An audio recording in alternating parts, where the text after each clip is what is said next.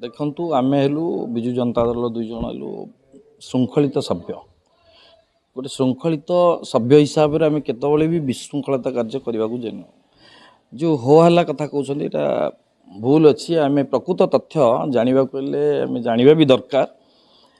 କାଲି ଏ କାର୍ଯ୍ୟକ୍ରମ ଚାଲୁଥିବା ସମୟରେ ଆମେ ଶୁଣିବାକୁ ପାଇଲୁ ଆମର ସେ ବୈଠକ ଭିତରେ ଜଣେ ଭାରତୀୟ ଜନତା ପାର୍ଟିର ଜଣେ ସଭ୍ୟ ଯିଏକି ଏ ରାଜେଶ ପାତ୍ର ବୋଲି ଯୁବକ, ସେ କାଲି ସଭାସ୍ଥଳରେ ଥିଲେ।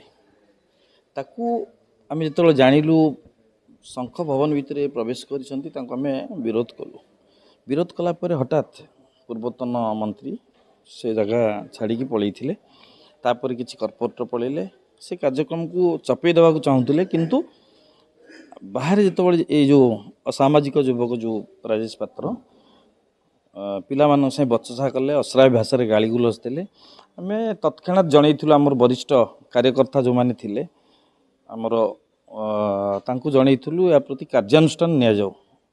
କାହିଁକିନା ଶୃଙ୍ଖଳିତ ଦଳ ଶୃଙ୍ଖଳିତ କାର୍ଯ୍ୟକର୍ତ୍ତା ଭିତରେ ଏ ଯେଉଁ ବିଶୃଙ୍ଖଳା କାର୍ଯ୍ୟକ୍ରମ ଯିଏ କରୁଛି ଯିଏ କରାଉଛି ତାଙ୍କ ପ୍ରତି ବିହିତ କାର୍ଯ୍ୟାନୁଷ୍ଠାନ ନିଆଯାଉ।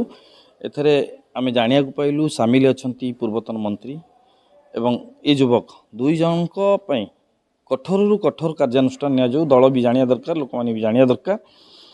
ଯାହା ପ୍ରକୃତରେ ଚାଲିଛି ବାହାରେ ଯେ ଗଣ୍ଡଗୋଳରୁ ଆମକୁ ଉଠେଇ ଦେଲେ ସେଇଟା ନୁହେଁ।